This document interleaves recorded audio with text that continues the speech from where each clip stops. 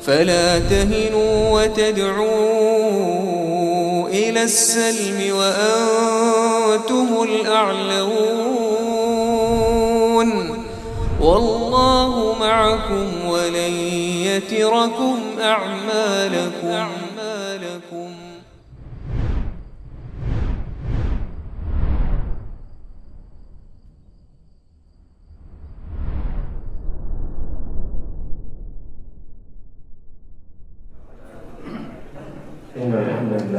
نحمده ونستعينه ونستغفره ونعوذ بالله من شرور أنفسنا وسيئات أعمالنا من يهده الله فلا مضل له ومن يضلل فلا هادي له أشهد أن لا إله إلا الله وحده لا شريك له وأشهد أن محمدا عبده ورسوله لا نبي بعده يا أيها الذين آمنوا اتقوا الله حق تقاته ولا تموتن إلا وأنتم مسلمون فإن أصدق الحديث كتاب الله وخير الهدي هدي محمد صلى الله عليه وسلم وشر الأمور محدثاتها وكل محدثة بدعة وكل بدعة ضلالة وكل ضلالة في النار أما بعد. Baik, ikhwas sekalian rahimakumullah. Sebelumnya agak majuan, ini sudah sampai batas pintu. Nanti kasihan mereka saling berpangku-pangku di sana, jadi antum maju. Daripada kita melihat pemandangan yang mengerikan, melihat antum maju. Ya, nah.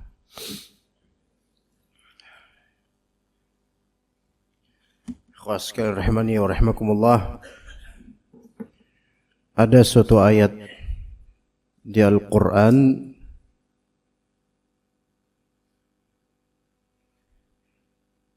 tentang rasa sakit.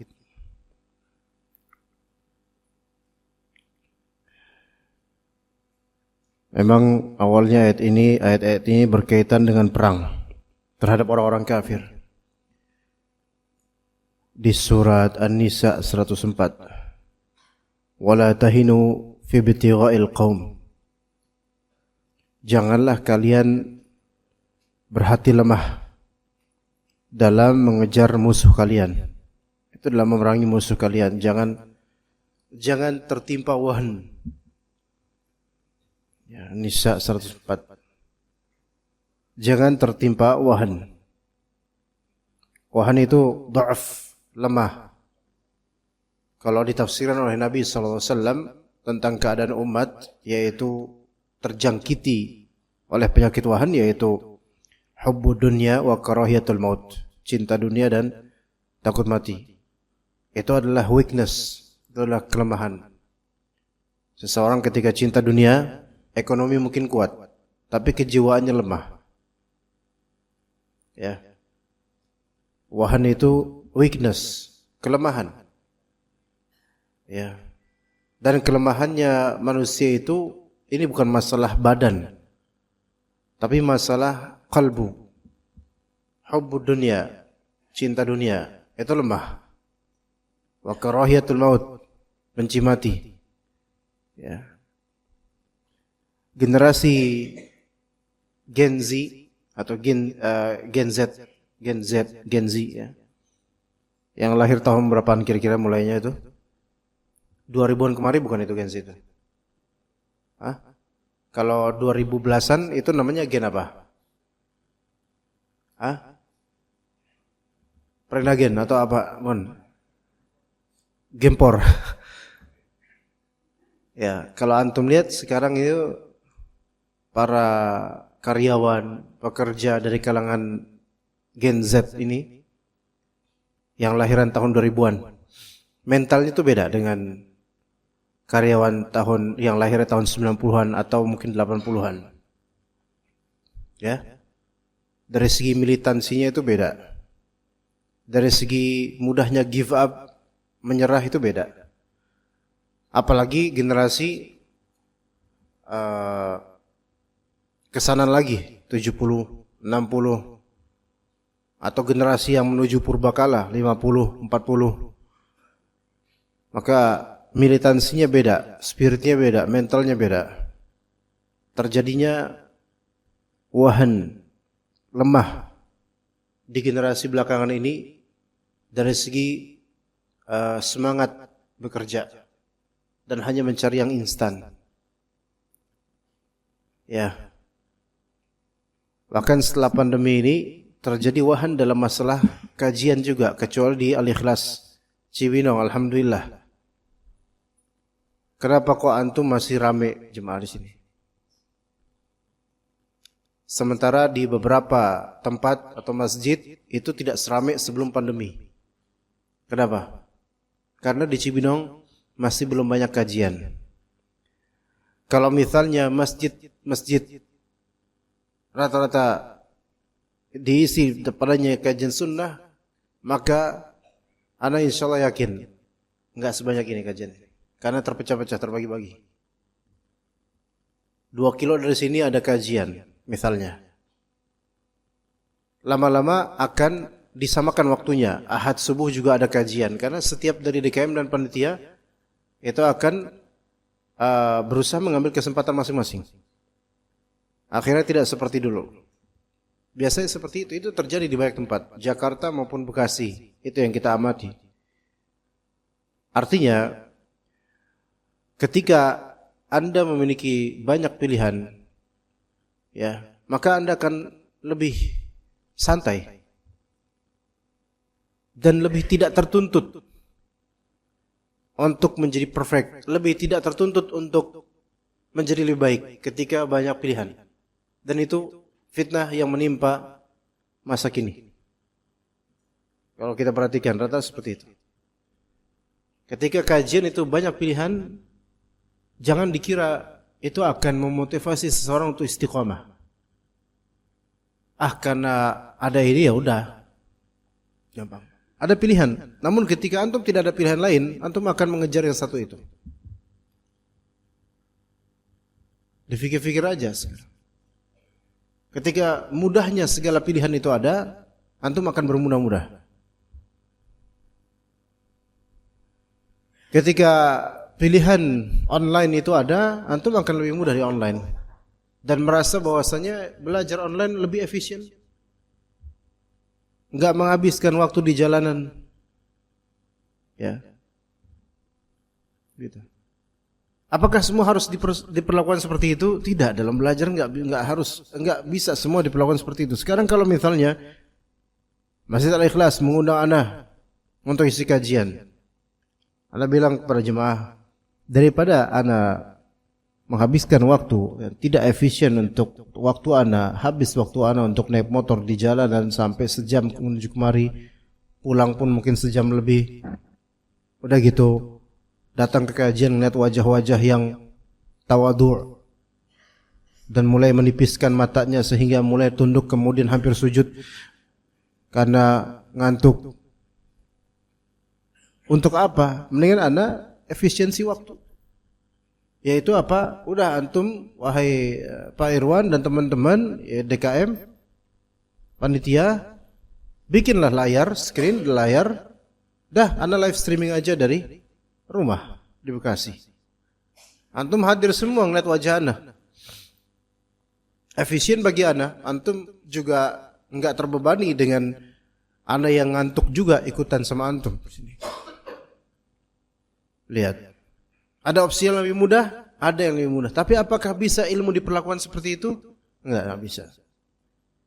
Artinya begini. Lihat betapa tidak sedikitnya ikhwan sekarang atau akhwat. Terutama ikhwan, karena akhwat itu lebih banyak urusan rumah sebenarnya.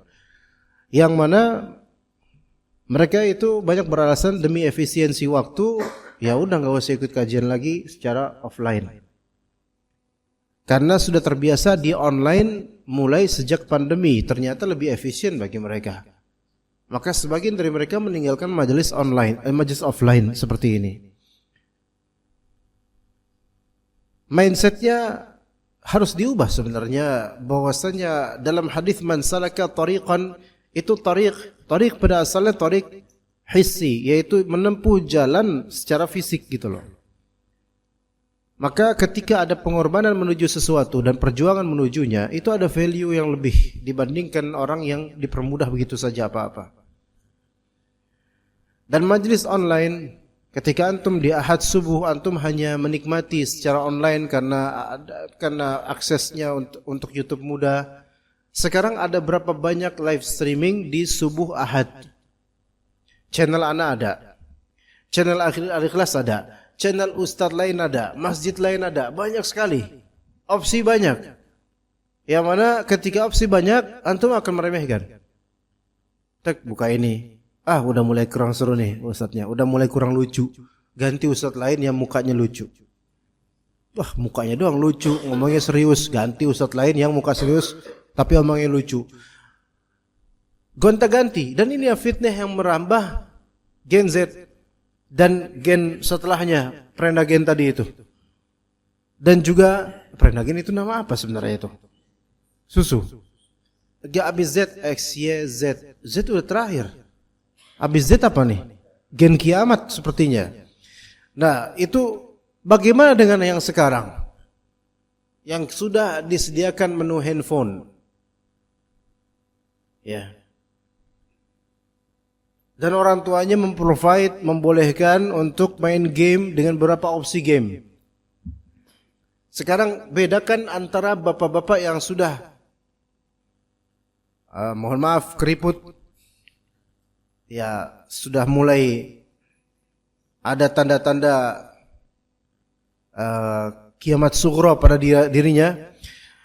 Kiamat sughra itu kematian menuju ketuaan. Ya, misal masih main game, misal mengenang masa lalu. Ya. Paling gamenya satu, ya, lahiran 90s atau 80s. 80-an, 90-an, paling gamenya satu di handphonenya, paling satu game, kecuali yang addicted, yang kecanduan game itu beda ya. Enggak, ini umumnya lah. Paling gamenya satu, dua, gitu aja gamenya, segitu aja dah. Itu pun game jadul. Dia pakai game adventure gitu nggak bisa dia, bingung apaan nih. Gitu. Paling gamenya itu doang, Minesweeper misalnya, atau game-game puzzle kecil-kecilan, paling gitu aja. Tapi kalau anak-anak gen setelah Z ini, itu antum lihat mereka tidak cukup dengan satu game. Bosan satu ganti yang lain, bosan satu ganti lain. Cepat berganti, tidak bisa istiqamah, kurang loyal terhadap suatu hal, tidak bisa diam di satu tempat. Makanya kalau antum lihat anak-anak yang lahiran 2000-an kemari, ketika mereka menjadi karyawan itu paling mudah hilang, paling mudah berubah. Tiba-tiba resign aja, nggak ada apa-apa resign. Kenapa resign? Malas bosen. Tapi kan kamu butuh uang, gampang lah, masih ada opsi lain. Masih kan namanya uang, bisa jadi YouTuber, bisa jadi apa, nggak harus kerja. Banyak opsi lain. Gitu. Ya. Nah, ini kelemahan. Yang mana kita ini para orang tua ya, gimana caranya supaya anak tetap gen setelah Z, tetapi kalau bisa mentalnya itu jangan seperti umumnya gen Z. Ya. Coba antum lihat Misue misalnya. Mulai sepi nggak? Mohon maaf nih Misue ini. Seumur hidup anak belum pernah makan itu. Belum pernah ditraktir, makanya ngomongin nih. Yang tadinya booming Masya Allah, mulai satu persatu cabang hilang. Mulai terjadi futur. Ya. Yang belum migacuan masih rame. Siapa yang meramaikan? The Nurul's. Tahu The Nurul's gak Pak? Nggak tahu. Berarti antum kurang gaul. Anda lebih gaul daripada antum. The Nurul's. Apa itu The Nurul's? Nama lain yang sebelumnya itu cabe-cabean, yaitu anak-anak perempuan muda, ya, SMA, kuliahan awal-awal gitu. Ya. Fenomena seperti ini kadang nggak tampak di kita, ada kaitannya dengan keistiqomahan beragama dan sikap beragama loh.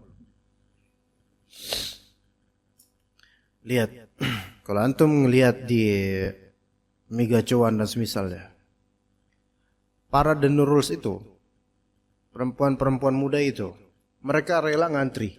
Bukan ngantri untuk minta dilamar antum, bukan. Nauzubillah min dzalik, enggak. Tapi ngantri apa? Hanya untuk membeli sesuap mie yang cuman harga belasan ribu, Anda enggak tahu berapa harganya.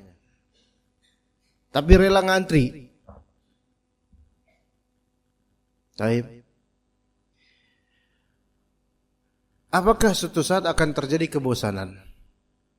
Ketika sudah tidak viral lagi, yakin mereka enggak ambil lagi. Bosan. Iya. Yakin mereka akan cari produk baru. Sekarang aja masih tetap istiqomah. Kenapa? Karena masih viral. Masih banyak yang mengkonsumsinya, masih banyak diperbincangkan. Arti lainnya adalah seperti ini lemah sebenarnya. Banyaknya sesuatu, banyaknya kuantiti, itu bukan berarti kuat.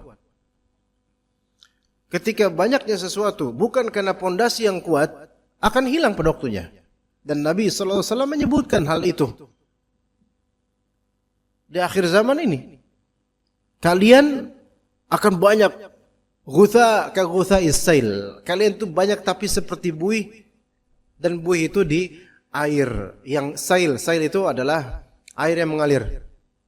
Kalau buih di air yang mengendap, buih di air yang tergenang biasa saja tidak mengalir, itu buihnya masih bisa bertahan lama. Tapi buih-buih yang di air mengalir itu akan cepat pecahnya. Seperti itu. Lemah. Dan Allah Ta'ala melarang lemah. Wala tahinu fi ibtighail qaum di surat An-Nisa. Janganlah kalian lemah. Dan dalam surat Ali Imran, wala tahinu wala tahzanu. Jangan kalian merasa rendah dan lemah, dan jangan kalian bersedih hati. Ya. Nah, sekarang ini menuju weakness dari segi spirit, perlu ada cara untuk mendongkrak kembali anak-anak muda. Dan fenomena yang juga terjadi, anak ngisi kajian kitab di banyak sekali tempat. Alhamdulillah Allah kasih seperti itu. Itu dari Allah Azza wa Jalla. Sekarang coba disensus. Berapa rata-rata usia jemaah di sini? Cari yang usianya di bawah 30. Sedikit.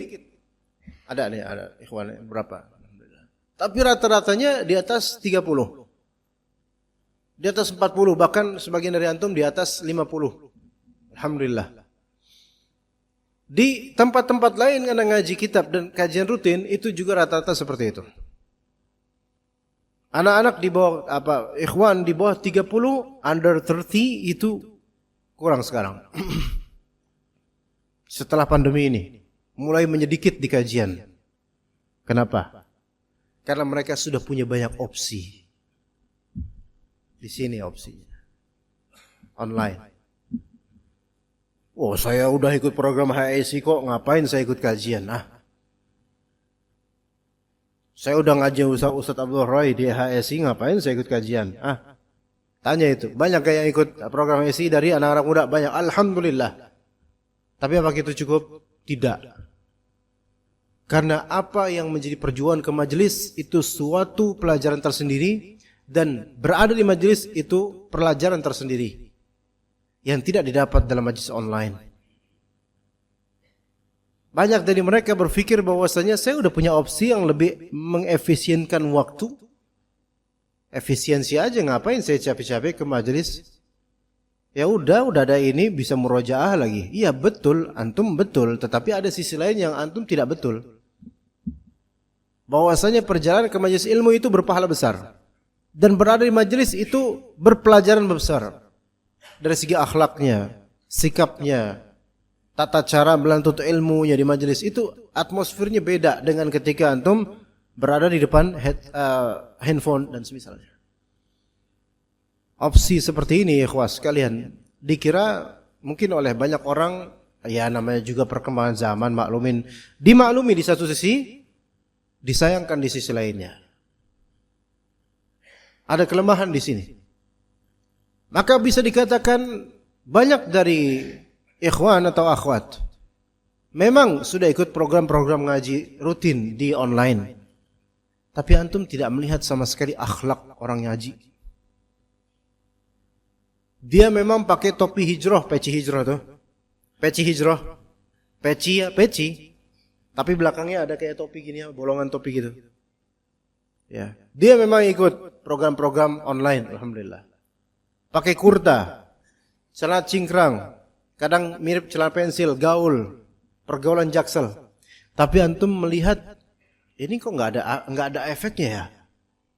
Kelihatan kayak bukan orang ngaji dari segi sikap, tingkah, tutur perkataan dan semisalnya. Kadang-kadang hanya pakai atribut yang menunjukkan dia punya majelis online. Tapi enggak mencerminkan sama sekali. Kenapa? Karena tidak ada majelis offline yang dia ikuti, dan sekali dia ikuti dia maunya jadi panitia. Dan pun ketika menjadi panitia hanya menggelar tabligh akbar. Dan pun kalau tabligh akbar harus mengundang ustadz-ustadz yang kibar, yang besar, yang ternama, yang bisa menyedot dan mengundang perhatian orang. Menuntut ilmu tuh nggak bisa kayak gini. Nggak bisa kayak gini. Ini artis Instagram yang cocok kayak gini nih, bukan menuntut ilmu. Yang Anda ucapkan seperti ini yang terjadi jemaah sekalian. Ya mungkin ini tidak ingin tidak dikupas oleh ustadz lain, nggak mau dikupas. Tapi inilah salah satu penyakit yang harus kita sadari adanya sekarang di kalangan ahlus sunnah, kalangan orang-orang ngaji. Perlu diangkat. Mental ini perlu diangkat dan diubah. Dicari solusinya. Ya begitu. Ya. Maka jangan terjadi wahan. Dan orang yang menangis wahan wala tahinu fi ibtigha'il qaum, biasanya wahan orang yang lemah. Biasanya kenapa bisa menjadi lemah di sini? Karena Allah subhanahu wa ta'ala sebutkan, in takunu ta'lamuna fa innahum ya'lamun kama ta'lamun. Wahai orang-orang muslim mukmin, in takunu ta'lamun, kalau kalian itu merasa sakit, merasakan perih, merasa menderita kesakitan, maka ketahuilah mereka pun menderita kesakitan pula, yaitu orang-orang kafir. Di peperangan kalian wahai orang mukminin, kalian merasakan alam, yaitu sakit. Mereka pun juga merasakan itu, orang-orang kafir. In takunu ta'lamuna fa innahum ya'lamuna kama ta'lamun. Sama. Jadi dalam peperangan dua kubu itu sama-sama merasa sakit. Ketika antum berseteru dengan musuh perseteruan antum, lawan antum mungkin bukan lawan fisik tapi lawan adu ucapan, adu argumentasi. Ketahuilah bahwasanya sakit yang ada pada hati antum karena dibantah atau dibongkar aibnya, itu pula yang dirasakan oleh orang itu. In takunu ta'lamun fa innahum ya'lamuna kama ta'lamun. Sama-sama merasa sakit. Karena tidak ada peperangan tanpa rasa sakit. Namun bedanya apa? Wa tarjuna minallahi ma la yarjun. Ini bedanya. Kalian mengharapkan dari Allah apa yang mereka tidak harapkan. Artinya kalian wahai mukminin punya harapan kepada Allah Azza wa Jalla. Sedangkan orang-orang yang kafir kepada Allah tidak punya harapan. Itu yang membuat orang-orang beriman itu kuat. Karena apa? Roja, yaitu punya harapan kepada Allah Azza wa Jalla. Punya harapan kepada Allah Azza wa Jalla. Semua merasa sakit. Namun siapa yang bisa menetralisir? Yaitu orang yang punya harapan sama Allah. Ya. Wa tarjuna minallahi ma la yarjun. Kalian punya harapan dari Allah apa yang tidak mereka bisa harapkan. Karena mereka itu berbuat syirik. Mereka minta sama patung-patung atau berhala mereka. Mereka bergantung pada ekonomi mereka, enggak bergantung pada Allah Azza wa Jalla. Yang mana siapa yang bergantung kepada selain Allah, maka itu hanya menjamak rasa sakit menuju sakit berikutnya. Wa kana Allahu aliman hakima. Dan Allah Subhanahu wa taala Maha mengetahui lagi Maha bijak. Maka berangkat dari hal yang tadi ya, ikhwas sekalian rahimani wa rahimakumullah, dari dikorelasikan ayat ini dengan wahn, dengan lemahnya entah karena cinta dunia atau karena punya rasa sakit namun tidak kembali kepada Allah, atau mudahnya opsi dalam kehidupan, ketahuilah bahwasanya itu adalah suatu weakness atau kelemahan. Kalau misalnya kita mau makan, uang ada, ya, terus buka GoFood, nasi goreng, banyak Pak itu nasi goreng. Kalau bapak-bapak biasa simple, dah yang penting kelihatan ada nasinya udah, tek yang dekat. Kalau akhwat atau ibu-ibu enggak, diteliti dulu ratingnya, ininya, wah diteliti, banyak pilihannya, lama, iya lama,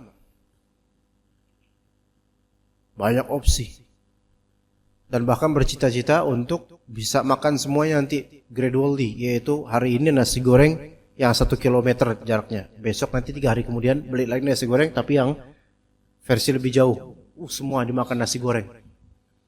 Padahal makan dedak dan pelet aja bisa itu sebenarnya, cuman dia makan semua nasi goreng.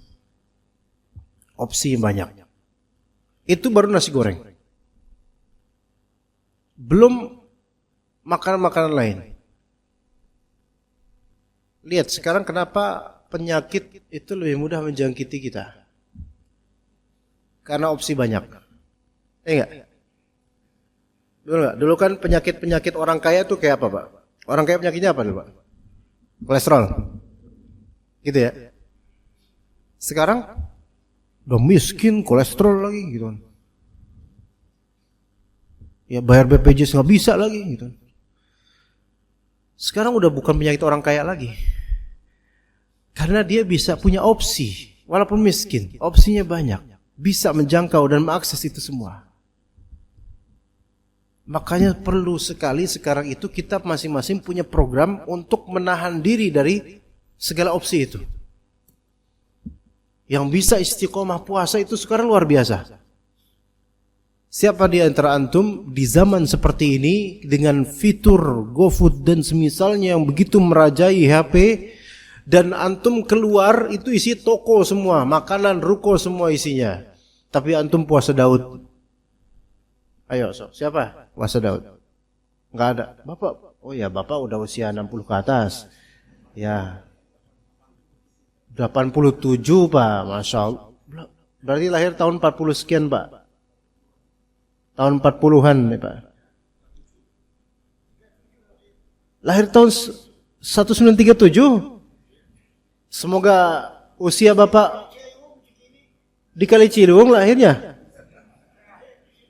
Di Ciliwung. Hanyut di kali.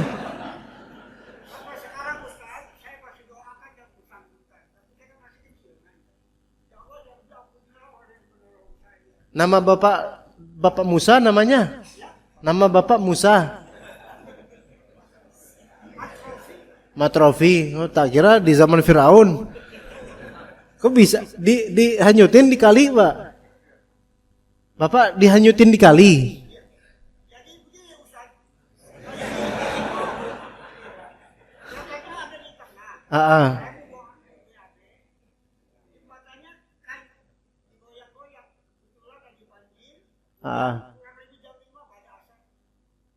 Masya Allah. Iya, iya. Bisa main bola, Masya Allah. 1937 Pak, itu zaman Belanda Pak, zaman Firaun itu Pak, zaman Belanda. Masya Allah Pak. Semoga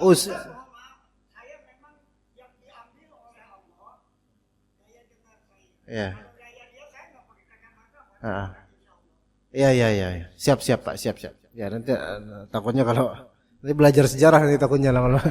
Ya, makasih Pak, Masya Allah. Semoga Allah muliakan Bapak, Masya Allah. Ya, puasa Daud ya, kalau bagi beliau ya alhamdulillah ya memang bisa lah. Tapi kalau misalnya puasa Daud enggak? Nah, kan enggak bisa. Suka seblak. Enggak suka. Sukanya apa? mie. Ah ya udah, mie juga banyak banget itu opsinya. Antum kalau ke supermarket, ke Indomaret banyak mie itu. Subhanallah, sekarang banyak semuanya. Ya, sekarang semuanya mudah sekali, mudah. Ya. Tapi justru itu yang membuat kita lemah, ya.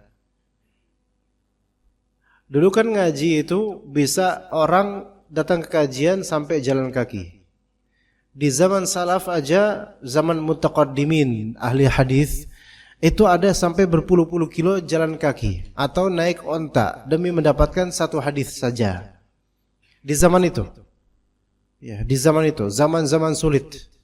Makanya ikhwan yang sudah mengalami transisi milenial itu bersyukur karena sebelumnya masa-masa sulit. Ya enggak? Dulu 90, 80-an itu masa-masa enggak seperti sekarang, jauh sekali dulu itu. Yang dulu untuk ke sekolah aja harus jalan kaki jauh. Sekarang anak kecil, anak sekolah enggak mau diperlakukan seperti itu. Harus minimal punya sepeda atau bahkan punya sepeda motor. Yang mau naik angkot gengsinya kurang. Yang punya sepeda motor itu udah biasa, subhanallah. Dulu jangankan kepikiran punya sepeda motor. Punya sepeda ontel, sepeda kecil biasa aja itu sudah merupakan impian besar. Tapi lihat mentalnya beda, Pak. Ya, masa-masa dulu susah. 80-an, 90-an susah. Saking susahnya dulu, sampai sekarang mukanya ke bawah susah. Enggak berubah-ubah. Ya subhanallah. Nah, sekarang jemaah sekalian rahimakumullah. Masa-masa ketika banyak dari orang tua mengeluh akan mahalnya biaya pesantren sunnah katanya. Ini hal yang satu sisi kita maklumi akan mahalnya sebagian pesantren. Tapi di sisi lain kita juga memaklumi teriakan sebagian dari ikhwan atau ummahat yang memang belum Allah rizkikan lebih. Mungkin dapat anak banyak, tapi untuk merizkikan masing-masing itu tidak sempurna. Ini tidak bisa disalahkan pesantrennya, dan sisi lain tidak juga disalahkan 100% para orang yang berteriak ini. Karena masing-masing ada kesulitan tersendiri. Namun kembali yang tadi, wala tahinu, janganlah kalian lemah. Sama-sama punya rasa sakit. Antum kira misal ini sebagai penyenggaran mindset. Apakah kita mengira bahwasanya guru-guru di pesantren itu mereka tidak memiliki problematika? Banyak, ikhwan. Mungkin bukan problematika dalam urusan ilmunya, bukan. Mereka punya ilmu alhamdulillah. Tapi bukan di situ masalahnya. Masalahnya di apa? Keletihan. Ngajar anak-anak pesantren itu letih loh. Iya. Mengajari mereka itu anak bandel kadang-kadang. Udah gitu ini variatif anak-anaknya. Belum lagi tuntutan wali santri yang kadang-kadang itu menuntut guru dan pihak asrama untuk begini begitu. Capek. Kemudian selain keletihan juga ekonomi yang pas-pasan itu banyak dari para guru pesantren. Bukan berarti pesantren gak mau mensejahterakan, tapi memang sudah segitu aja bisanya gitu untuk menggaji guru-guru itu. Sekarang satu hari bisa guru pesantren itu mengajar 6 jam dalam sehari atau lebih. Dan itu tiap hari kecuali hari Jumat mungkin. Dan gaji mereka itu di bawah UMR, banyak yang di bawah UMR. Tapi dengan effort yang luar biasa. Belum tuntutan dari wali santri, subhanallah. Ya. Udah gitu wali santrinya mengeluhkan akan biaya SPP atau daftar ulang santri. Jadi kompleks urusannya. Kembali ke yang tadi. In takunu ta'lamuna fa innahum ya'lamuna kama ta'lamun. Ya ini kalau kalian merasa sakit, mereka juga merasa sakit sebagaimana kalian. Namun solusi dari rasa sakit itu apa? Ar-raja, yaitu berharap kepada Allah Subhanahu wa taala. Anda tidak bisa berharap kepada guru pesantren. Dan pesantren tidak bisa juga berharap banyak kepada wali santri. Apalagi yang miskin. Enggak bisa berharap banyak. Lalu berharap ke siapa? Ya ke Allah, itu solusinya, Pak. Ikhwan, Bapak nih yang sedang kesulitan ekonomi, punya anak beberapa di pesantren. Banyak hutang pula. Wah, itu udah pusing banget itu. ketahuilah bukan antum aja yang pusing. Teman di samping antum yang sedang duduk sama antum itu juga lagi pusing itu. Sama-sama gitu loh. Sama-sama ada problem. Gak ada di antara kita yang nol problemnya. Justru merasa tidak punya problem itu problem tersendiri. Ajaib orang ini gak punya masalah, berarti antum bermasalah. Loh, apa masalah saya? Ya itu masalah antum itu. Apa? Ya ini. Apa? Pertanyaan apa inilah yang menentukan masalah.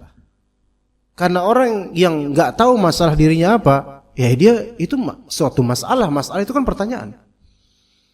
Ya, suatu masalah. Siapa yang tidak memetakan masalah pada dirinya, maka dia itu nggak ngerti dirinya, gitu. Nggak ngerti kehidupan dunia. Nah sekarang watarjuna minallahi ma la yarjun. Tapi bedanya kalian punya harapan kepada Allah. Hal yang tidak dipunyai oleh orang-orang kafir, oleh orang-orang yang tidak tawakal sama Allah Subhanahu wa taala. Maka di kitab Fawaidul Fawaid Allah Subhanahu wa taala di kitab ini Syekh atau Al-Imam Ibnu Qayyim Al-Jauziyah menyebutkan awal-awal surat Al-Ankabut. Awal surat Al-Ankabut yaitu am hasibtum, atau kata Allah Azza wa Jalla ahasiban nas an yutraku wa yaqulu amanna wa hum la yuftanun. Ini berulang kali kita telah jabarkan di majelis ini. Apakah manusia mengira bahwa mereka akan dibiarkan mengatakan kami telah beriman lalu mereka tidak diuji? Ya. Maka kata Allah wa laqad fatanna alladhina min qablihim, kami telah menguji orang-orang sebelum mereka. Fala ya'lamanna Allahu alladhina shadaqu wa la ya'lamanna al-kadhibin. Sehingga kami mengetahui, maka Allah pasti mengetahui orang-orang yang shadiq, yang benar, yang jujur dalam berucap, dan mengetahui orang-orang yang kadhibin, yaitu orang-orang yang dusta dalam mengucapkan keimanan. Maka ujian yang Allah berikan pada manusia itu menguji apakah orang ini jujur atau tidak. Jujur atau tidaknya orang ini, benar atau tidaknya orang ini, itu bisa dilihat di bagaimana dia menghadapi ujian itu. Semua orang sama-sama punya rasa sakit dan problem. Kejujuran kepada Allah Azza wa Jalla itu bisa dilihat. Apakah ketika dia melihat problemnya, itu kembali ke Allah atau tidak.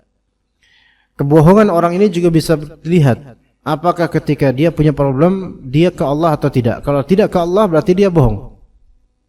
Berarti dia bohong. Kata Allah Azza wa Jalla surat Al-Baqarah ayat 214. Am hasibtum an tadkhulul jannata walamma ya'tikum mathalul ladzina khalau min qablikum?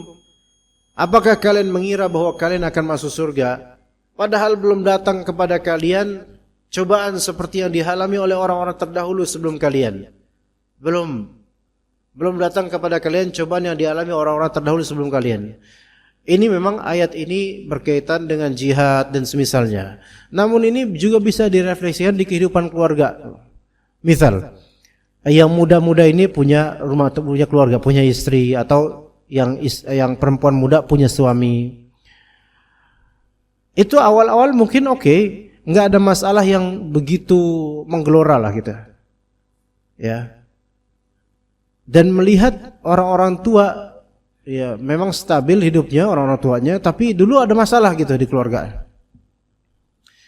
Maka dikatakan di sini, kalau memang antum punya cita-cita untuk ke Allah, punya cita-cita untuk keluarga antum, anak antum, istri antum atau suami anti itu adalah orang-orang yang kembali ke Allah, maka dengan cita-cita itu Allah pasti akan menguji. Dengan cita-cita itu Allah pasti akan menguji pada waktunya. Begitu. Ya. Sebagian anak muda itu kan ketika mau nikah itu kan yang difikirkan nikah itu enak, indah, nikmat, langgeng seperti orang tuanya sekarang. Dan nanti pas gua tua, gua bakal tinggal menikmati banyaknya cucu dan anak yang ngumpul pas lebaran, kan gitu. Ya. Apakah itu akan terwujud? Mudah-mudahan. Tetapi apakah itu terwujud gitu aja tanpa ada ujian bertahun-tahun sebelumnya? Enggak mungkin, pasti ada ujian besar. Iya, tanya orang-orang tua kita yang sudah berjenggot putih dan kulit keriput. Kenapa kok Pak? Kok jenggotnya putih Pak? Ya karena problem. Kak kok keriputnya putih, kulitnya keriput Pak? Ya karena bosan dengan dunia. Keriput ini kan menunjukkan kulit kita aja itu bosan di hidup dunia. Udah pengennya ke akhirat aja gitu loh. Ya. Kalau ditanya, Pak, apakah di hidup Anda ketika usia sampai 80 tahun, 70 tahun, 60 tahun, apakah sebelumnya itu ada problem? Problem banyak. Problem itu banyak. Semakin orang bercita-cita itu semakin ada ujiannya. Am hasibtum an tadkhulul jannata walamma ya'tikum mathalul ladzina khalu min qablikum. Apakah kalian menyangka bahwa kalian akan masuk surga gitu aja padahal belum apa? Belum diuji, belum terjadi pada kalian cobaan yang dialami oleh orang-orang terdahulu. Makanya Allah Subhanahu wa taala berikan ujian yang paling besar itu kepada para nabi. Agar kita ketika Allah uji itu punya kiblat kisah. Yaitu kisah para nabi dan para salafus saleh, ulama terdahulu. Bagaimana kesabaran mereka? Gitu. Lihat kisah Nabi Yusuf alaihissalam di surat Yusuf. Dari masa kecilnya sampai usia dewasanya itu ujiannya bertubi-tubi loh Nabi Yusuf alaihissalam. Tapi diangkat derajatnya. Kenapa? Cita-citanya tinggi. Dan itu keturunan mulia. Ya. Mentalnya jadi kuat, terbangun dari masa mudanya itu. Bayangkan. Dari 12 anak. Dan Nabi Yusuf anak ke-11. Yang ke-12 Binyamin. 1 sampai 10 itu saudaranya yang lain. Rata-rata laki-laki. Dan 1 sampai 10 anak itu hasad semua rata-rata sama Nabi Yusuf. Bayangkan antum dihasadin, dijulitin sama satu tetangga aja, itu keselimit minta ampun. Gimana kalau antum dijulitin sama 10 saudara antum sendiri? Ayo. Dan antum ketika itu masih kecil, belum baligh, gimana? Gak punya power. Ya. Tapi ini yang membangun mental Nabi Yusuf alaihissalam. Ini yang membangun mental Nabi Yusuf alaihissalam. Ya, dari mulai kecilnya sampai usia tua. Ya, Pak, maaf ini perbincangannya itu sampai sana soalnya. Teman-teman di sana ngeliat ke situ. Jadi tolong. Jadi dari kecil Allah Subhanahu wa taala uji Nabi Yusuf sampai dewasa. Lihat bagaimana cita-cita tinggi. Dan ini adalah kata Nabi SAW. Yusuf itu Al-Karim, Ibnul Karim, Ibnul Karim, Ibnul Karim. Apa maksudnya kata Nabi SAW? Al-Karim, Ibnul Karim, Ibnul Karim, Ibnul Karim. Yaitu Nabi Yusuf itu adalah orang mulia. Putranya orang mulia. Yang merupakan putranya orang mulia, yang merupakan putranya orang mulia. Ayo, sebutkan sanad silsilah rantai Nabi Yusuf alaihissalam dari segi nasab. Ayo. Ayo Pak, tunjuk tangan. Ayo sokol berani. Tunjuk. Anak kasih senyuman aja ya. Anak nggak bawa hadiah. Ayo sok. Al-Karim, Ibnul Karim, Ibnul Karim, Ibnul Karim. Ayo, Yusuf bin siapa? Silakan, Syekh ya. Yusuf bin Ya'qub bin Ishaq bin Ibrahim. Keempat-empatnya Nabi. Alhamdulillah. Jazakallah khair. Nabi Ibrahim alaihissalam Abul Anbiya. Bapaknya para Nabi. Yusuf bin Ya'qub. Ya'qub nama lainnya Israel. Makanya Yusuf termasuk Bani Israel. Yusuf bin Ya'qub bin Ishaq bin Ibrahim. Jazakallah khair. Kalau antum lihat semuanya punya ujian masing-masing. Nabi Ibrahim terutama. Ujian paling besar Nabi Ibrahim, dari mudanya sampai tuanya diuji terus itu. Dan ujiannya itu ujian yang ketika Nabi Ibrahim baru dapat nikmat langsung Allah uji, gitu. Ujiannya kayak gitu. Ujian Nabi Ibrahim rata-rata ujian dilawan oleh musuh dakwahnya satu, dan ujian Allah uji dengan apakah Nabi Ibrahim siap dicabut nikmat darinya. Itu. Ujian dicabut kenikmatan itu ujian yang kadang bikin orang gila. Bikin orang jadi gila. Ya. Coba Nabi Ibrahim itu dari sejak belia, dari sejak muda dicabut kenikmatan, keharmonisan keluarga dari segi iman dan tauhid. Gimana? Buktinya apa? Bapaknya sendiri itu didengkot musyrikin loh. Bapaknya sendiri. Kalau bapak kita itu masih wajar-wajar aja ibadahnya itu udah syukur banget. Lah ini bapaknya Nabi Ibrahim itu Azar, didengkot musyrikin. Bahkan ketika Nabi Ibrahim alaihissalam mengajarkan tauhid ke umatnya, ke kaumnya, itu bapaknya termasuk yang mencetuskan untuk membakar Nabi Ibrahim. Bapaknya sendiri. Fama kana jawab qaumihi illa an qalu uqtuluhu aw harriquh. Tidak ada jawaban dari kaumnya melainkan apa jawaban kaumnya? Bunuh itu Ibrahim dan bakar dia. Atau bakar dia. Subhanallah. Tercabut kenikmatan, keharmonisan di rumah tangga, di keluarga. Ya. Kemudian juga berpuluh-puluh tahun sampai usia beliau sekitar 80 tahun akhirnya atau sekitar itu akhirnya Allah rezekikanlah baru rezeki anak. Maka Allah Subhanahu wa taala wahyukan kepada Nabi Ibrahim untuk taruh Siti Hajar dan putranya yaitu Nabi Ismail yang masih bayi. Anak yang didamba-dambakan selama berpuluh-puluh tahun diasingkan di Mekah. Kehilangan anak. Gitu ya. Kemudian ketika sudah dewasa pun atau sudah mulai besar, sudah mulai besar. Allah Ta'ala wahyukan kepada Nabi Ibrahim pas ketemu sama anaknya Nabi Ismail. Aku melihat dalam mimpiku bahwa kesannya aku menyembelihmu. Subhanallah. Ya, wahyu dari Allah, sembelih. Karena mimpinya seorang nabi itu wahyu. Ya. Jadi tegar, subhanallah. Ya, kehilangan demi kehilangan. Tapi Allah ganti semua kehilangan itu enggak kemudian hilang begitu saja. Ternyata Allah tetapkan, Allah berkati semua itu. Alhamdulillah. Dan ada pelajaran juga ya, jemaah sekalian. Seorang perempuan yang tegar itu juga insya Allah akan mewariskan dengan izin Allah, akan mewariskan keturunan yang sama dengannya. Ya. Seorang perempuan yang tegar akan mewariskan insya Allah keturunan yang sama dengannya, serupa dengannya. Apa buktinya? Nabi Ismail alaihissalam. Insaf, lapang dada, tegar. Kalau ini karena Allah, ya udah lanjutkan. Itu turunan dari Siti Hajar. Ini pelajari baik-baik jemaah. Dan buat para perempuan, para akhwat, para istri, ya, supaya belajar dari Siti Hajar. Dan bagaimana seorang perempuan yang berasal dari perbudakan. Nah, itu Siti Hajar dulunya siapa? Budak nggak? Dulunya budak. Budak Mesir yang dihadiahi oleh Raja Mesir untuk Siti Sarah. Dan Siti Sarah menghibahkan budaknya ini, Siti Hajar, kepada Nabi Ibrahim untuk nanti dijadikan istri kedua. Karena belum punya anak, ya udah biar dari dia aja anaknya. Berawal dari perbudakan itu Siti Hajar itu. Awalnya seorang budak, bukan seorang yang merdeka kayak kita, bukan.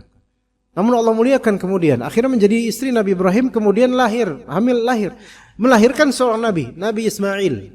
Cemburunya luar biasa itu si Sarah. Cemburu luar biasa. Ya. Maka lihat bagaimana ketika Siti Hajar kemudian dibawa oleh Nabi Ibrahim ke Mekah yang ketika itu tidak ada tanaman, tidak ada tumbuhan, tidak ada buahan, tidak ada orang. Tidak ada insan. Ditanya terus oleh Siti Hajar, apakah engkau meninggalkan kami, yaitu saya, Siti Hajar, dan putra engkau sendiri, yaitu Ismail, yang baru berapa hari lahir, masih menyusui. Engkau tinggalkan kami di tempat seperti ini yang gersang, tidak ada air, tidak ada orang, tidak ada buah, tidak ada tanaman. Ada dauhah saja di dekat pondasi Ka'bah itu, ada dauhah itu pohon besar yang menaungi mereka. Dan itu adalah lembah di padang pasir. Gimana? Engkau mau meninggalkan kami di sini? Diam aja Nabi Ibrahim. berusaha tegar, diam. Nabi Ibrahim orang tegar. Maka kemudian ditanya oleh Siti Hajar ketika Nabi Ibrahim udah pengen pergi, apakah Allah yang memerintahkanmu untuk memperlakukan kami seperti ini? Baru Nabi Ibrahim menjawab, na'am, iya. Maka kemudian kata Siti Hajar apa? Jawaban seorang perempuan yang beriman dan tegar apa? Idzan la yudayyi'una. Kalau begitu,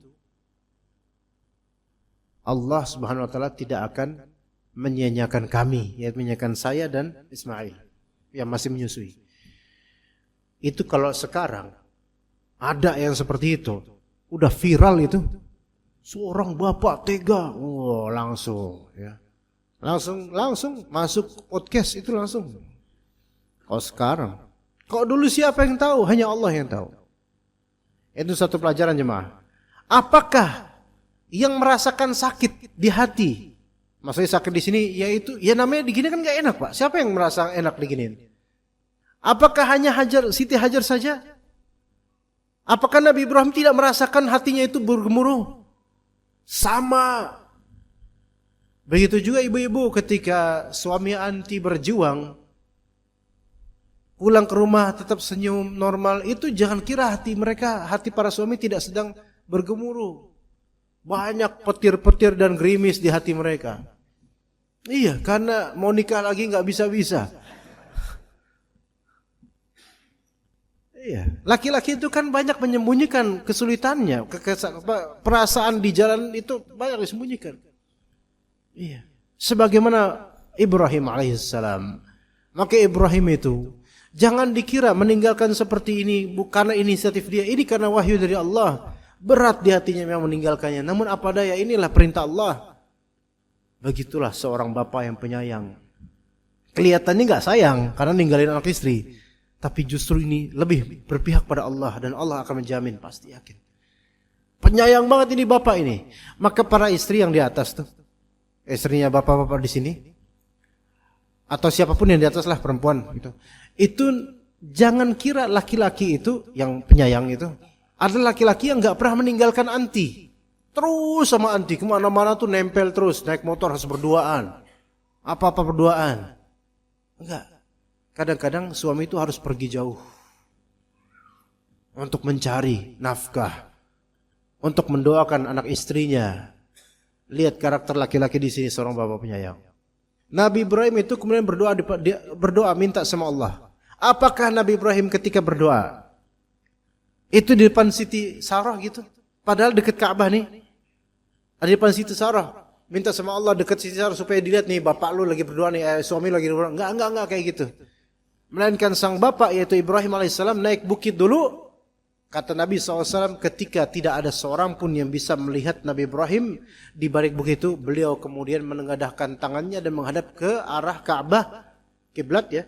Kemudian minta sama Allah. Doa-doa yang bisa antum lihat di halaman kedua di surat Ibrahim terakhir. Dua halaman terakhir surat Ibrahim. Di pojok kiri atas agak bawah dikit. Itu ya seperti itu. Doa. Wa idh qala Ibrahim rabbi ij'al hadzal balada amina wajnubni wa baniya an na'budal asnam rabbi innahunna adlalna katsiran minan nas. Terus sampai mendoakan hal-hal yang sifatnya futuristik jauh di masa depan.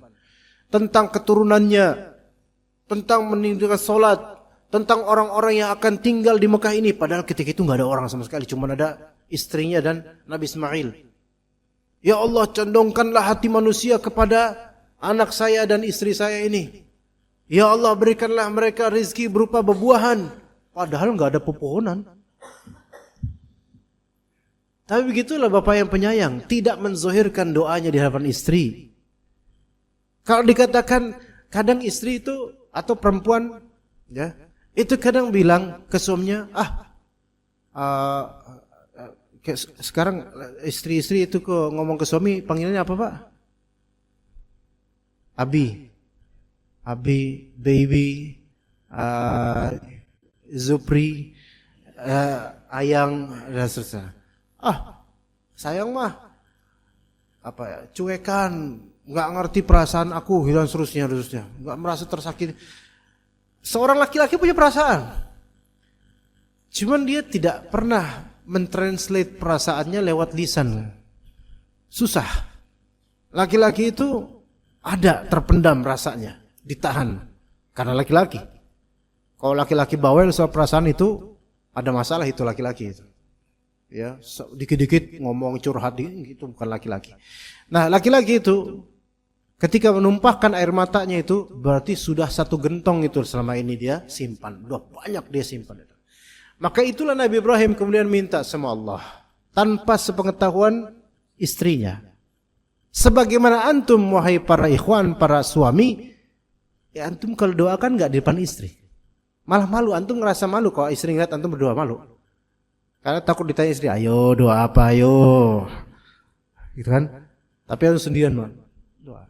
Di masjid, pas tahajud, enggak dikenal istri. Begitu juga Nabi Ibrahim.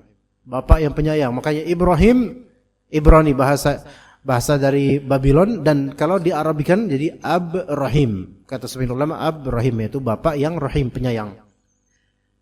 Ya. Sama, Siti Hajar ada rasa sakit di hatinya karena ditinggal. Tapi dia kembali kepada Allah.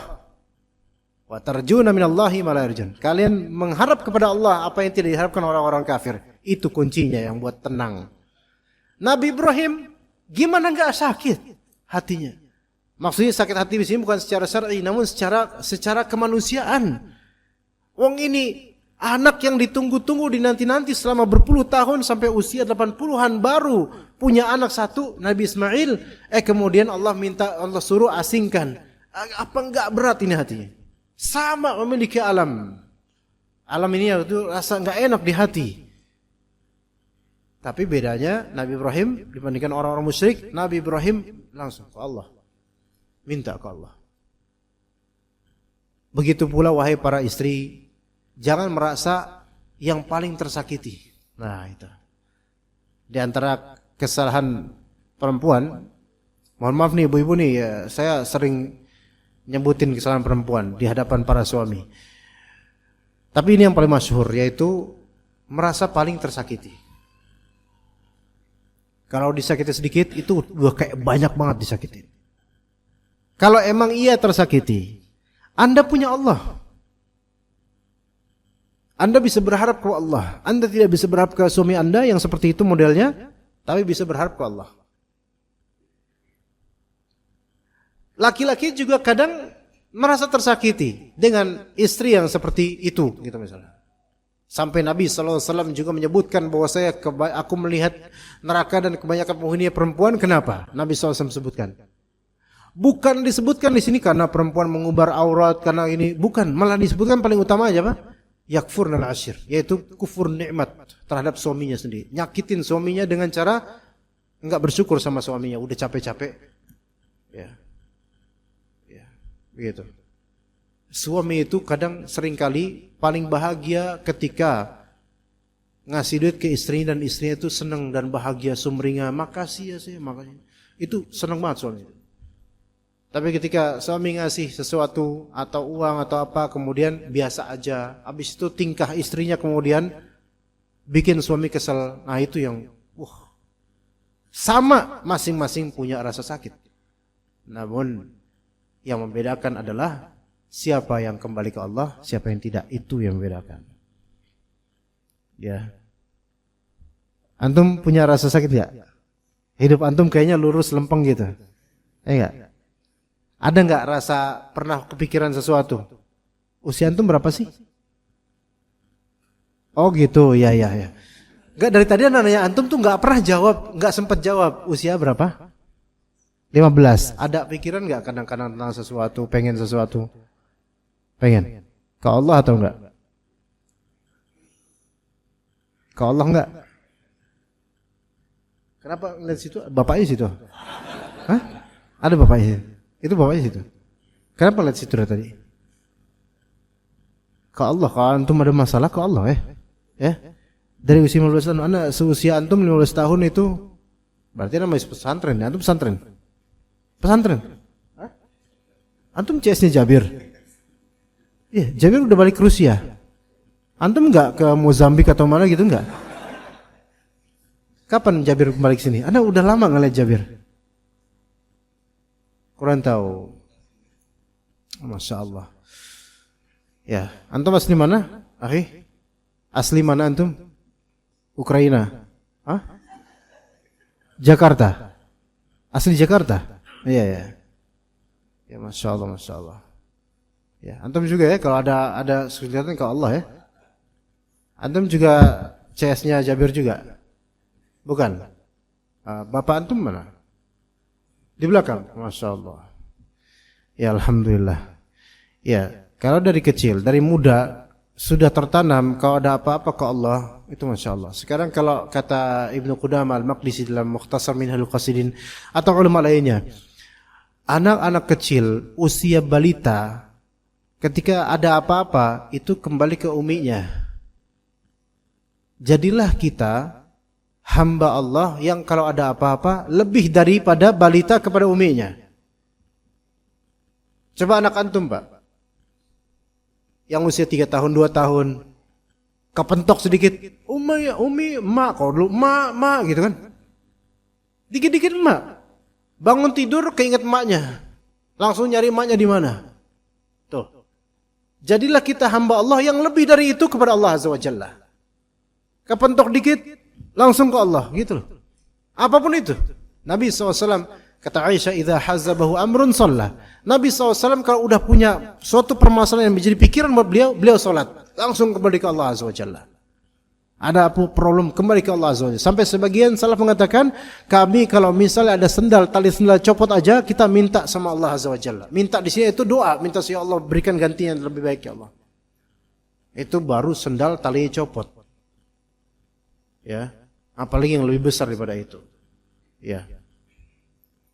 Baik, ada pertanyaan? Ya. Ini dari ikhwan atau akhwat? Atas akhwat. Baik, kita lanjut ke sesi tanya jawab insyaallah taala.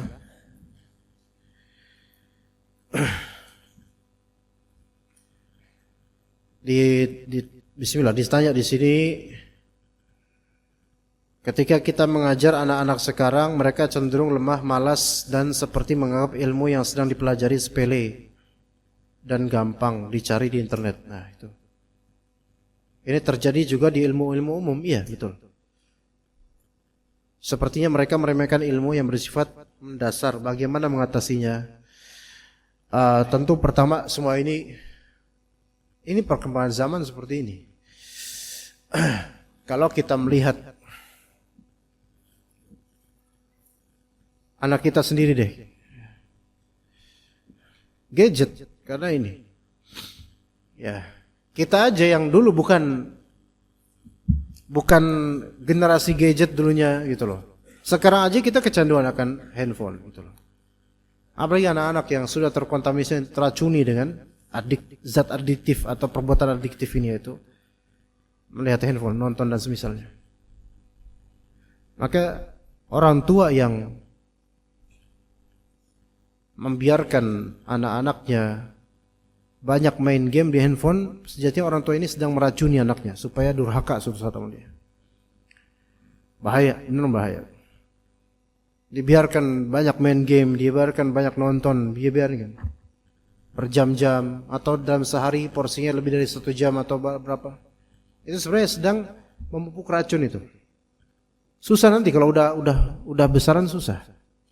Kemudian memberikan banyak opsi game. Muskilahnya juga bapak itu terlalu sibuk kerja atau di luar. Sementara ibunya itu tidak mendidik anaknya untuk terbatasi dengan gadget ini. Itu muskilah. Ini membentuk mindset anak-anak kita sekarang untuk apa-apa mudah pindah.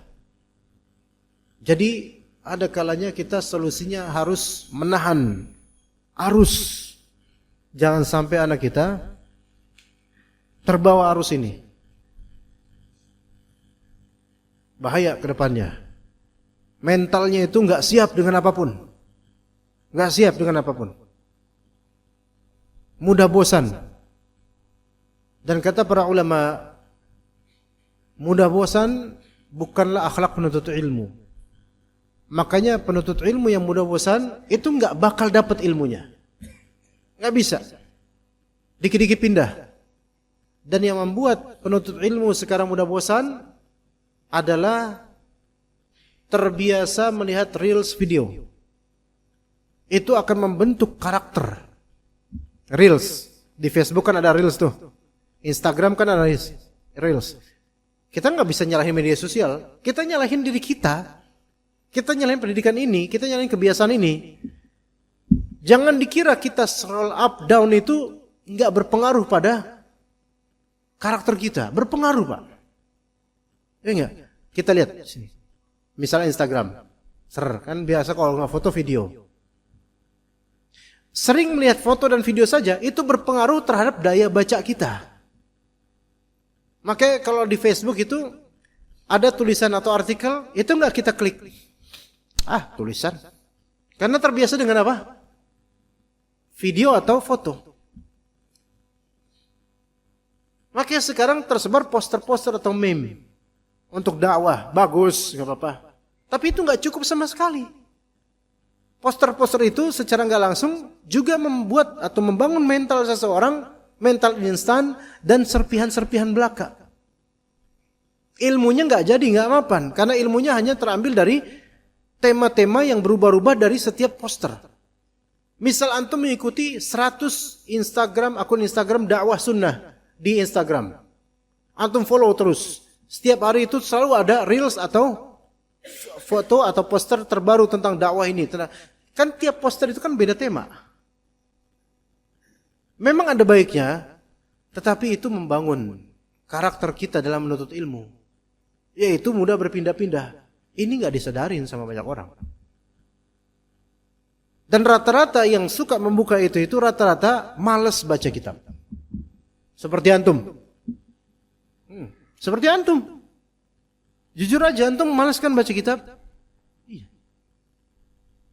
Enggak, satana bukan malas, emang nggak bisa. Ya emang nggak bisa bahasa Arab. Enggak, jujur aja Pak. Antum jujur sama diri antum. Antum malas baca kitab. Antum malas baca buku. Lihat diri antum, malas. Antum pemalas. Harus diubah. Kalau terus-terusan scroll down, scroll up, lihat ini, lihat itu, lihat reels, lihat orang di prank dan seterusnya. Itu yang membangun kita sekarang. Ya. Mahasiswa-mahasiswa itu di kampus manapun. Mereka bukannya belajar, kalau nggak ngumpul, kalau nggak main game, kalau nggak nonton reels. Lihat aja pasti gitu. Siklusnya gitu aja. Tanya mereka, survei sendiri. Antum bisa lihat sendiri. Kalau nggak ngomong bareng dan wasting time dengan obrolan-obrolan receh, atau nonton reels, atau main video online, game online bareng-bareng, terus ngomong jorok, masa-masa dia anjing-anjingin lah temennya, yang ini itu yang terjadi di lapangan coba, itu yang terjadi di lapangan. Ini yang harus kita cegah anak-anak kita jangan sampai kayak gini. Ini yang terjadi jemaah. Nggak boleh anak ini kayak jangan sampai kayak gini. Makanya dibina dari awal tuh jangan dibiasakan dia, ya dimulai dari kita, orang tua, jangan mencontohkan itu. Solusinya itu, coba diri kita nih, terlihat diligent. Anak lihat bapaknya prestasi, anak lihat bapaknya gigih, diligent, nggak malas, itu anak niru, insya Allah. Iya, insya Allah begitu. Lihat bapaknya tegas, ya itu nggak boleh nak, jangan kayak gini, bapak nggak kayak gini. Ya tapi ibunya kayak gitu. Atau sebaliknya, ibunya bilang, nak kamu gak boleh kayak gini, jangan tidur pagi, bapaknya ngorok. Susah kok kayak gini mah, harus sinkron suami istri ini. Sama-sama kelihatan oleh anak ini contoh kita nih. Gitu. Kemudian teman-teman yang toksik dari lingkungan yang suka ngomong jorok, atau suka main HP bareng, itu jangan sama mereka nak. Cari teman yang insya Allah lebih baik gitu, cari. Ya. Ya apa-apa sekarang dianggap sepele, memang ilmu ini dianggap sepele sama anak-anak muda ini. Makanya banyak sekarang di media sosial, di Facebook, pemuda-pemuda yang baru hijrah, yang meremehkan dai-dai. Merasa lebih tahu daripada para dai. Jangankan anak muda, sebagian DKM, sebagian panitia kajian majelis ta'lim, itu kadang merasa lebih tahu daripada ustadz tentang dakwah. Itu banyak terjadi. Di Bekasi, di Jakarta, merasa lebih tahu daripada ustadznya. Padahal ini baru hijrah ini orang ini. Tapi merasa lebih tahu. Kenapa? Karena merasa sudah gaul dengan DKM fulan, dengan panitia fulan, punya kontak ini, punya kontak itu. Merasa meremehkan, merasa semua itu mudah. Itulah generasi sekarang. Itulah pengaruh globalisasi internet dan semisalnya. Merasa apa-apa tuh mudah karena opsinya banyak. Semakin antum memiliki apa-apa sebanyak, antum semakin legowo, semakin mudah mau ngapa-ngapain. Antum ketika punya duit banyak, ikhwan. Sebagaimana sering katakan, antum kalau punya duit banyak, antum ke mall tuh gampang. Masuk mall, cium aromanya itu, ngelihat dongak ngeliatnya. Gitu. Karena duit banyak. Atau tinggal kiris gitu kan. Gitu, gampang. Ngelihat Jeko. Itu ya. Tuh. Gampang banget kan kayak geleng-geleng aja gampang. Geleng-geleng karena masih ada yang lain gitu. Tapi kalau miskin, jangan kan lihat. Nunduk malu. Ditatap sama pegawai Jeko. Jangan tatap gue apa? Gue gak punya duit tahu gitu ngomongnya. Tuh. Kalau apa? Kalau misalnya gak punya duit. Karena gak punya opsi dia. Mau bayar. Aduh ini juga uang titipan bukan uang saya gitu. Ini juga buat beli baterai jam bukan buat itu. Nah kan. Gitu. Jadi hati-hati dengan banyaknya opsi. Makanya mental orang-orang yang udah dijamin kaya, anak-anak orang kaya, udah dibilang enak dah, udah kamu mau apa aja, ada. Ini Nobita versi kedua nih. Makanya Nobita itu sampai sekarang masih SD dia. Iya. Deki Suki aja yang pinter aja masih SD. Nobita masih aja segitu kita. Kenapa? Semua dikabulkan. Dengan kesyirikan kantong ajaib. Karena tawakalnya sama kantong ajaib. Lihat itu orang ketika dipermudah seperti itu. Ya. Maka coba di sini betul-betul harus di switch bagaimana pendidikannya dan pemakaian gadgetnya. Ya. Dan juga orang tua harus mencontohkan ke anak-anaknya. Bismillah, bagaimana cara mengingatkan anak yang kecanduan game online dan bagaimana hukumnya bisnis online? Gak tahu kalau anak ini kripto, anak gak bisa jawab. Ya. Tapi kalau kecanduan game online, anak seberapa umur dulu ini? Ini insya Allah praktisi pendidikan lebih tahu kok ini, karena usia beda-beda, ada yang remaja, ada yang kecil, tapi semua ada caranya insya Allah. Tidak mungkin tidak ada caranya, tapi tidak bisa ditanya ke anak karena anak nggak tahu anaknya seberapa usia, dan juga pakar lebih afdol dalam menjawab. Ya. Bismillah, izin bertanya. Ya. Mohon pencerahannya untuk ayah yang cuek terhadap agama anaknya. Misal tidak mengajak anaknya untuk sholat jemaah di masjid. Istri sudah mengingatkan sering kalau ke masjid ajak anaknya laki-laki. Jazakallah khair. Anak nggak tahu ayahnya kenapa begitu, atau anaknya apakah masih terlalu kecil atau gimana, anak nggak tahu. Jadi anak nggak tahu nih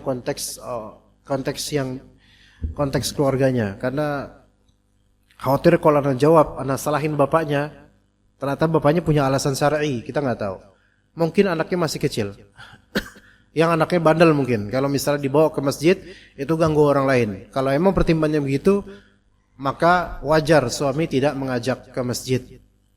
Kalau misalnya suami tidak mengajak ke masjid karena dirasa ya anak gue terserah dia dong, mau gimana, maka ini salah.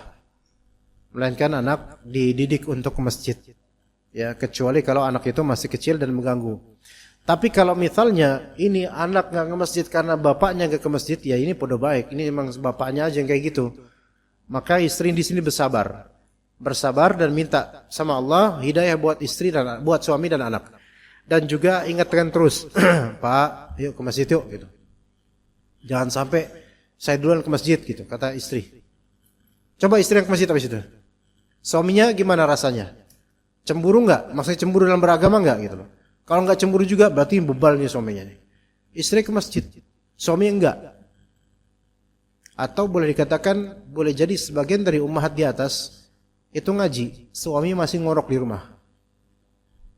Tapi betapa suami-suami seperti ini enggak peduli dan enggak cemburu dengan istri yang rajin beribadah di masjid. Subhanallah. Kebalik. Harus di switch ini gendernya nih. Ya. Anak kesini juga waktu kesini jalan kesini naik motor tuh ada masjid di dekat sungai itu, kalau nggak salah, kan ada kali tuh, kali kecil. Ada kali nggak ya di situ ya? Anda juga lupa ya. Atau diadain aja lah, pokoknya di depannya itu ada gitu. Itu, tapi kayaknya nggak ada deh. Sepertinya nggak ada. Anda agak ragu ini apa kita harus ke sana dulu ya. Itu ada masjid gede. Kalau subuh lewat situ Ahad, itu mesti ada jemaah banyak itu. Tahu nggak masjid situ? Deket sini. Al-Barkah. Iya, sama kayak gini Majlis Ta'lim juga. Ya. Itu ummahatnya banyak tuh. Ya, Anda kadang ngeliat ini lagi pada sholat, ummahatnya banyak gitu. Masya Allah, alhamdulillah ya. Tapi apakah suami-suami mereka juga ada di situ? Belum tentu juga, ikhwan. Sama kayak ibu-ibu di sini, suaminya mungkin sebagian suami mereka ada yang masih di rumah, lagi safar dalam mimpinya, sama bisa gitu. Yang seperti ini sabar. Selama enggak meninggalkan sholat secara total, sabar. Sabarin. Minta sama Allah supaya dapat hidayah buat suaminya ini. Ya begitu. Kalau yang seperti itu suaminya. Assalamualaikum. Waalaikumsalam warahmatullahi wabarakatuh. Izin bertanya, jika perempuan yang hamil menikah dengan laki-laki yang menzinahinya tidak sah, bagaimana status anak kedua dari hasil dan seterusnya dari hasil pernikahan mereka? Ini pertanyaan penting ini. Dijawab nggak, ikhwan? Nggak usah. Kayaknya sebagian antum udah pengen pulang sana. Nggak apa-apa, pulang aja. Jangan keberatan untuk pulang. Ya, nggak apa-apa. Jangan nggak enak sama Ustaz, kalau saya diri nanti dibully. Nggak anak bully. Paling anak tunjukin tuh, lihat mau pulang tuh.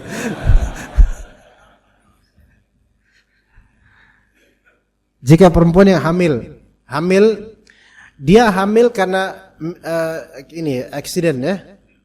Sehingga mau nggak mau keluarganya maksa untuk MBA, ya kan? Married by accident.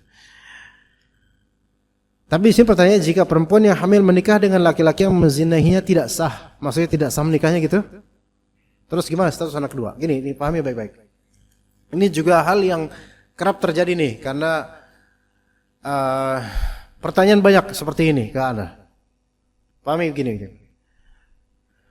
Ada beberapa kaidah, ikhwan. Pertama, yang paling penting juga adalah hukmul hakim yarfa'ul khilaf. Itu patrikan lo. Hukmul hakim yarfa'ul khilaf. Itu kaidah. Hukumnya hakim itu menghilangkan perselisihan. Patrikan itu. Artinya kalau antum sudah pakai pengadilan atau pakai KUA yang mana KUA ini sebagai representatif negara untuk menikahkan, maka itu sudah suatu hukum. Oke, itu dulu. Terus kemudian masalah married by accident. Bolehkah menikah dengan misalnya sepasang kekasih ini berzina, na'udzubillah min dzalik. Ya. Entah terjadi kehamilan atau belum. Habis itu menikah. Ya. Tapi kalau misalnya tidak terjadi kehamilan, wajib mereka taubat dan silahkan menikah. Itu enggak ada kehamilan, enggak masalah. Jadi enggak ketahuan. Tapi sekarang muskilahnya adalah berzina, qaddarullah kemudian hamil. Menjadi aib dan beban keluarga besar perempuan. Ya. Maka kemudian keluarganya nyuruh nikahin enggak. Nah, khilaf di antara ulama tentang keabsahan nikah orang ini. Kalau mereka nikah. Dalam mazhab Syafi'i disyaratkan cuma satu, yaitu wajib mereka bertaubat. Wajib mereka bertaubat. Calon suami dan calon istri yang berzina ini wajib bertaubat. Itu saja dalam mazhab Syafi'i. Dalam sebagian ulama Hanabilah, Hanbali ada dua syarat. Pertama, wajib taubat, itu jelas, sepakat. Dan yang kedua, harus terjadi istibra. Istibra yaitu lepas dari kehamilan. Artinya imma si perempuan ini harus keguguran dulu atau harus lahiran dulu, baru bisa dinikahin. Ini adalah mazhab Hanbali. Faham enggak di sini?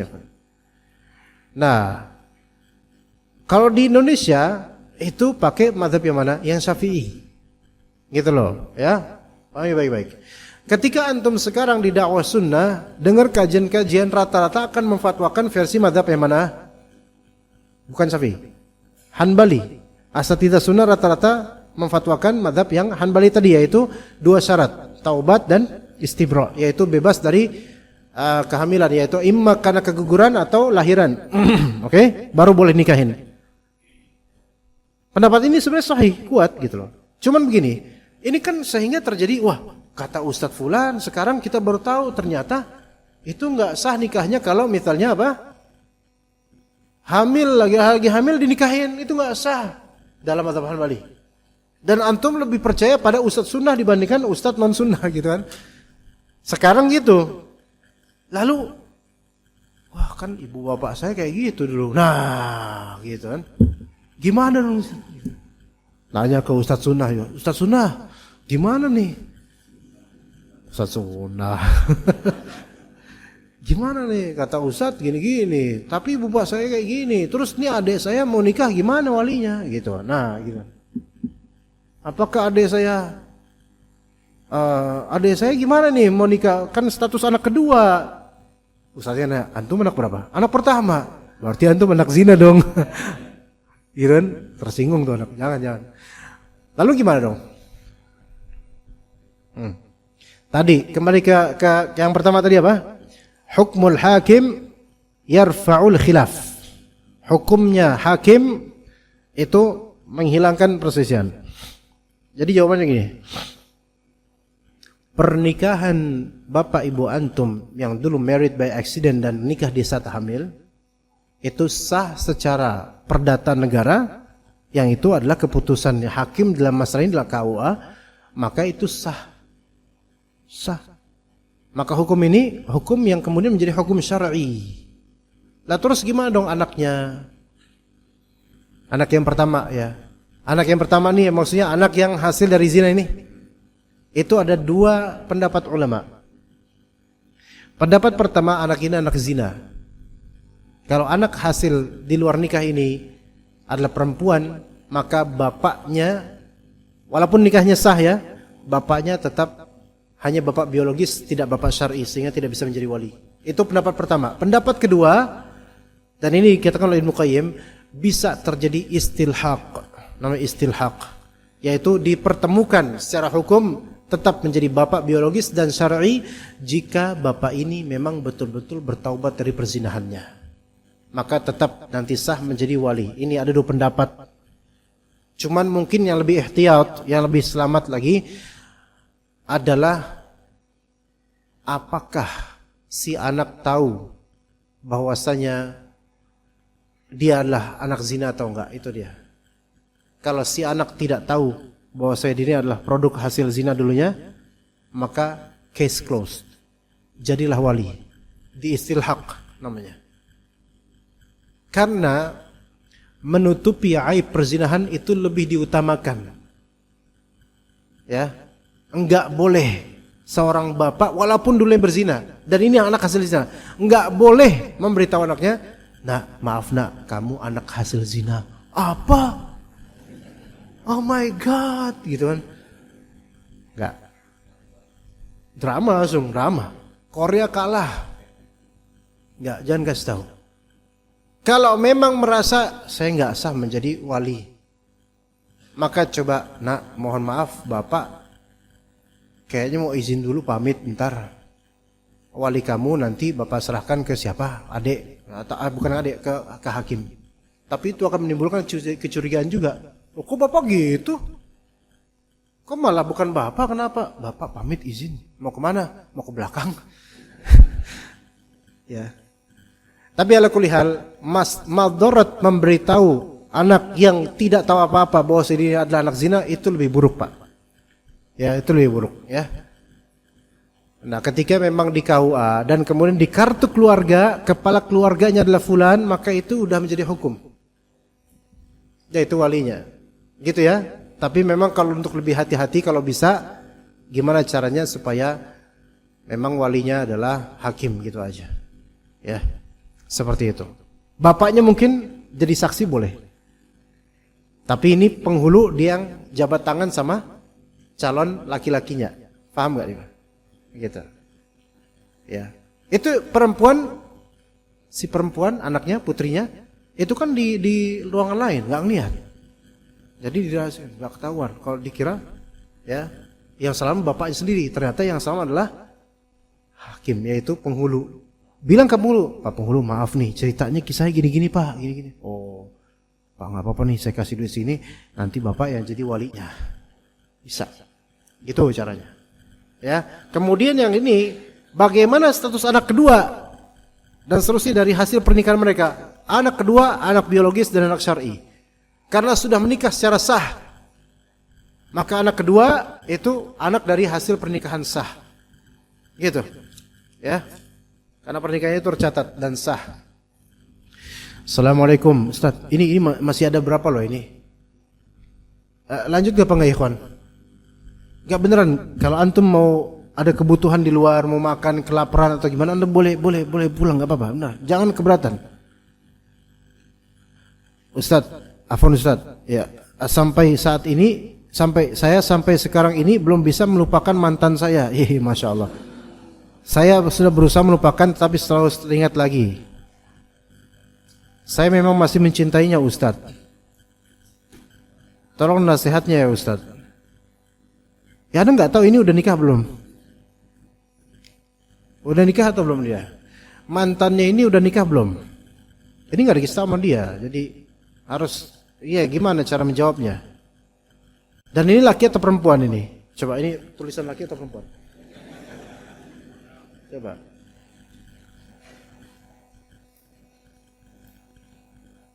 Lagi.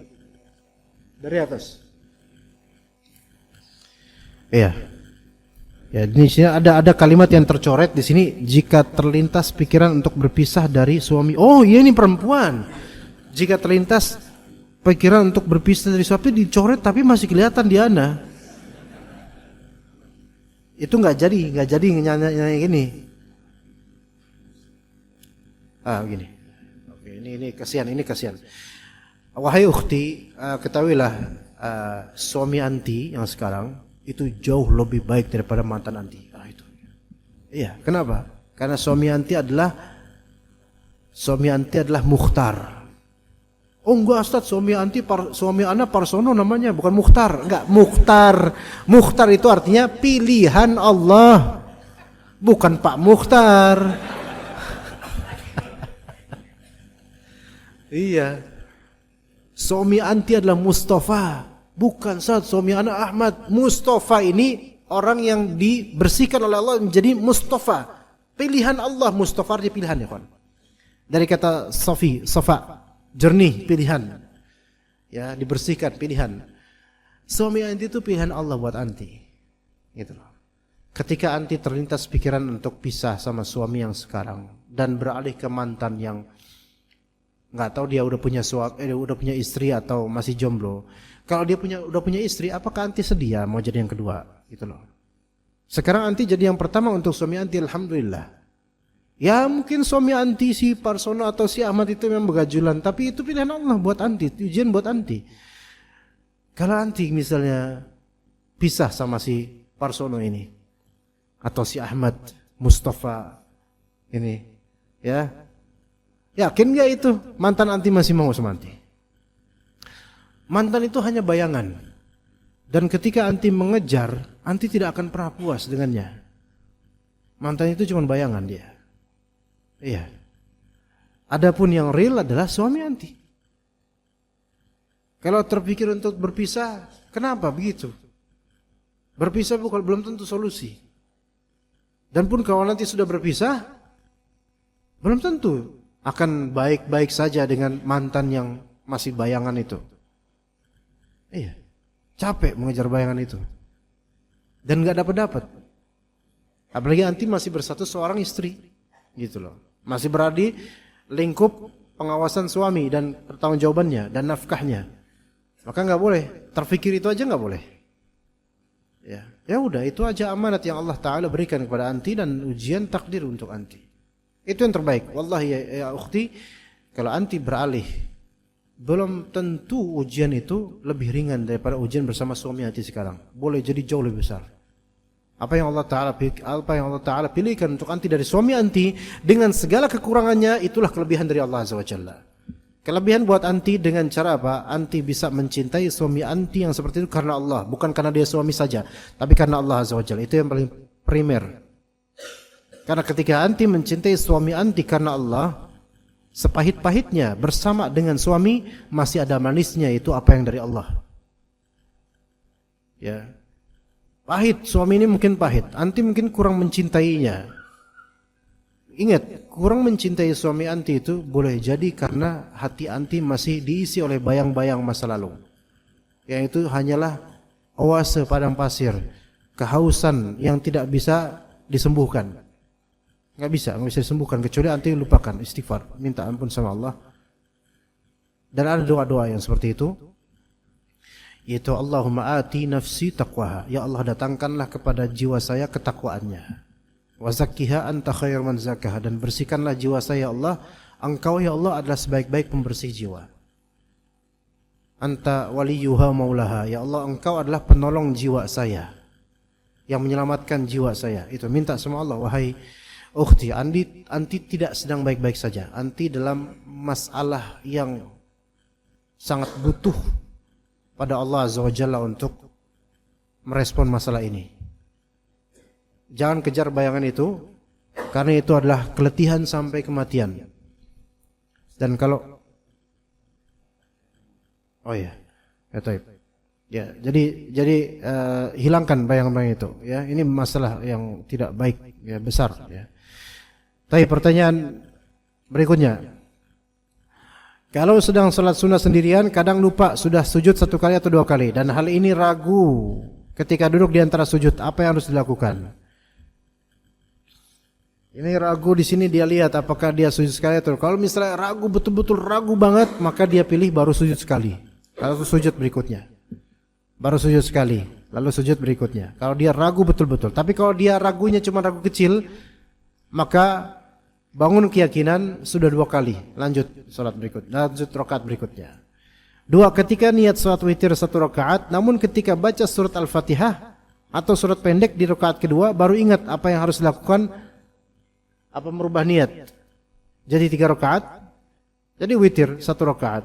Namun ketika baca surat Al-Fatihah, surat pendek di rakaat kedua baru ingat. Oh, dia mau salat 1 rakaat, tapi dia keterusan di rakaat kedua, kebablasan. Karena nggak pernah sholat 1 rakaat. Ya. Sebagian ulama mengatakan harus sesuai dengan niatan. yakni dia kembali lagi ke tasahud. Tapi sebagian ulama lain mengatakan boleh dia karena ini darurat switching niat menjadi tambah lagi 2 rakaat menjadi 3 rakaat.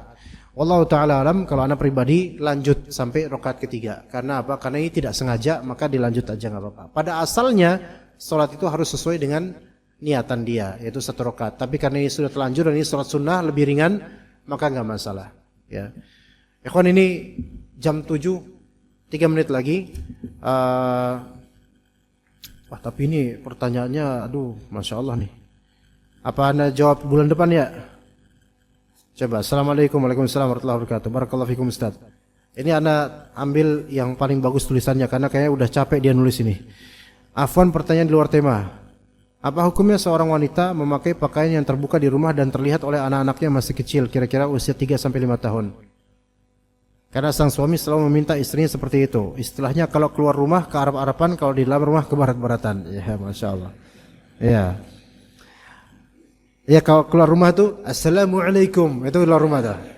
Ya, kalau di dalam rumah Barat-Baratan, how are you gitu kan? Ya, gitu. Oke. Istri ingin selalu menuruti kemauan suami, tapi ada rasa khawatir kalau terlalu sering berpakaian seksi di depan anak akan ada dampak yang kurang baik pada diri anak. Bagaimana solusinya menurut Ustadz? Solusinya, kalau anak usia 3-5 tahun memang sebenarnya belum begitu terekam, memang belum. Tapi kalau bisa diminimalisir aja pakaian-pakaian seperti itu hanya di kamar. Iya. Anda nggak tahu letak denah rumahnya gimana, tetapi gimana ya? Diatur aja lah. Nggak perlu Anda yang ngatur kan? Diatur aja sendiri. Gimana caranya supaya istri bisa mendekam di kamar dengan pakaian seperti itu. Dan anak-anak kalau bisa tidak melihat istri ketika berpakaian seperti itu. Atau gini, nah kalau Umi pakai pakaian segini, kamu harus nutup mata ya. Gitu. Tuh. Caranya seperti itu, ya. Ya, gimana lah caranya, ya, supaya anak-anak ini tidak terbiasa dengan pemandangan seperti itu. Betul suami memang membutuhkan itu, menginginkan itu. Berikan pengertian pada suami ya supaya kita mencari maslahat yang lebih besar. Anda wahai suami memang butuh syahwat ini. Tetapi jangan sampai demi syahwat yang sementara anak-anak ini terpengaruh untuk selamanya. Ya begitu ya. Mungkin cukup sampai sekian karena parkiran itu sudah mau habis waktunya, daripada nanti antum dikunci semua itu ya, mendingan antum cepat-cepat pulang gitu ya. Ya, mungkin cukup sampai sini insyaallah. Barakallahu fikum jami'an. Wa sallallahu ala nabiyyina Muhammad wa ala alihi wa sahbihi ajma'in. Subhanakallahumma bihamdika asyhadu an la ilaha illa anta astaghfiruka wa atubu ilaik. Assalamualaikum warahmatullahi wabarakatuh.